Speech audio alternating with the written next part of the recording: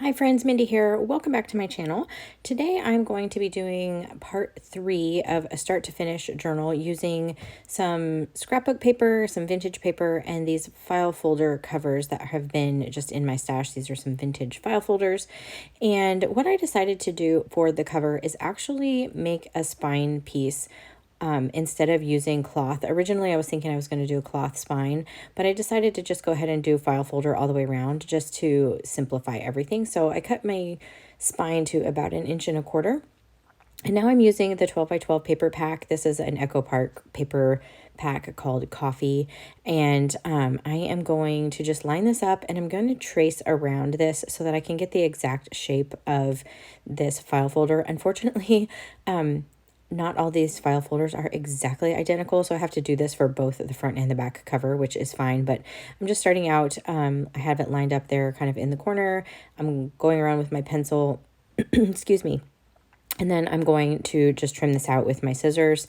And the reason I'm doing this now is because I want to add the way that I'm going to be doing the spine underneath the paper. And so I'm going to have this paper be on top. So I just cut that piece of paper off, set it off to the side, and I'm going to do the same thing for this back cover. And that will give me the outer parts of my cover. But I'm going to set that aside until I get my spine put together. So I have a piece of mint tape. This is just a low tack tape here on the top and the bottom of my spine to try to hold these 3 pieces together. I am leaving just a little bit of a gap in between there. You can kind of see that's just going to help this cover fold easily once I get this fabric tape. This is actually called gaffer tape. It's used for electronics. You can use bookbinding tape. It's just basically a fabric tape. It's really, really strong. And so that's what I'm going to use because it can stand up to the wear and tear of opening and closing this journal. So I started on the inside and I just added that. And now I'm going, I started on the outside and now I'm moving to the inside. I'm just kind of wrapping this all the way around through the outside cover all the way to the inside, and then where that meets up down there at the bottom, I'm just going to trim that off with my scissors. And this is just going to make a really good sturdy way for me to keep my cover together, and so it will fold. I do need to kind of work this tape just a little bit because, like I said, it's pretty thick tape, so I'm just using my bone folder and then just going over the fold on this a couple times. It doesn't take a lot. You can see now it just folds nice and easy. And so I wanted this part down first so that I can add the piece for the cover, because I knew that that gaffer tape was not going to cover a whole lot over the edge. And so I just added this down with some Bearly Arts glue. I did add it all over the cover, and I chose Bearly Arts this time. I use Bearly Arts and art glitter glue kind of interchangeably. I did use Bearly Arts this time because it gives you a little bit more wiggle room before it dries. So I added that. I did have to trim down my cover pieces just like a fraction, maybe a 1/16 of an inch to get them to fit. And you can still see I got it just a little bit too long. So I'm just going to go around the edge of that and trim it down. And then I'll do basically the same process for the inside cover. I'm not going to make you watch me do that, but you can see here I have the inside covered now. And I'm thinking about maybe putting a couple pockets in here. Haven't quite decided yet, but I just used one of the coordinating just cardstock pages that has the same color as this kit. And then I did cut a spine piece, and I was sorry I did not do this on camera, but it's basically a piece that I can use as a template. It's the exact size of my spine, so it's 1.25 inches. And now I'm just measuring. I divided this into 3 because I have 2 signatures, and trying to keep them, equally apart. And so I indicated on the top that this is the top of the template, and then I drew my lines, and now I'm just going to kind of do the cheater way. I folded it in half to get my to my middle section, and now I'm just folding this down. You could certainly measure this if you wanted to, like 1 inch down from the top and from up from the bottom, but I just kind of do it by eye and then make sure that the other one is the same distance. And so you can see those fold lines there, where those intersect with my two long lines. That's where I'm going to be punching my holes. So I'm going to line this up with the cover. So this template is the size of the cover, which is a little bit larger than the size of my inside signatures. And so I did add a little bit of a line. I don't know that you can see it, where I measured my actual signatures so that I would have kind of an equal distant section on the top and the bottom. But I'm just going through here now and punching the holes in my cover. And I went ahead and did from the inside to the outside, and then I repunched them going the opposite direction just to kind of push the tape into the inside of the holes and make them just a little bit bigger to make it easier for me when I am stitching these in. So now I need to punch the holes in my signatures. So I have a book cradle that I'm using for this. You could certainly just use like an old book open to the center. You could use a foam pad or whatever, however you want to do that. But I happen to have this and it works really great. So I'm going to use my template. So on this first section here, I'm just folding this down along that line. And this is the area where you can kind of see, I think maybe, that line that I kind of drew so that I knew, like, you can see that my template is hanging over the top and the bottom of my signature just ever so slightly. I do have some clips. I'm going to leave those clips on until I have gotten it all the way sewn. And I punched my holes, and then I went ahead and just made those just a little bit bigger as well. And I'm going to do the same thing for this second signature. Now moving to that second set of holes, this is going to be the back signature. And I'm just doing the same thing, making sure that I have everything lined up, making sure the top of the template is at the top of my signature before I punch and everything. And then just, again, doing the same thing. I'm going to open up those holes just a little bit further with my awl. Just to make it a little bit easier, because I know that the thread I'm going to be using is pretty thick, so I'm going to have to use a thicker eyed needle to be able to sew it. So I am pulling out, this is actually some hemp cord, and I am using about 3 times the length of the spine for this. I like mine to be nice and long.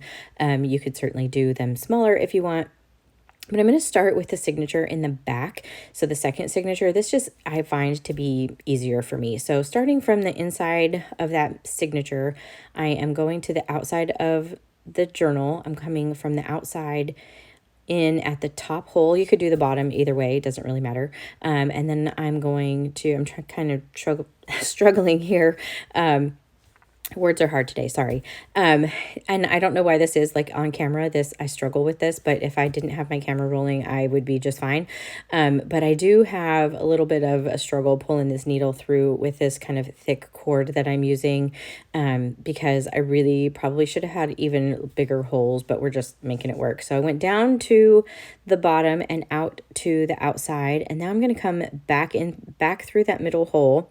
And this is the part that's really important that when you're doing this, especially with like an embroidery thread or something that's multi-strand, you want to make sure that you do not split the threads, because you won't be able to tighten down the threads when you need to.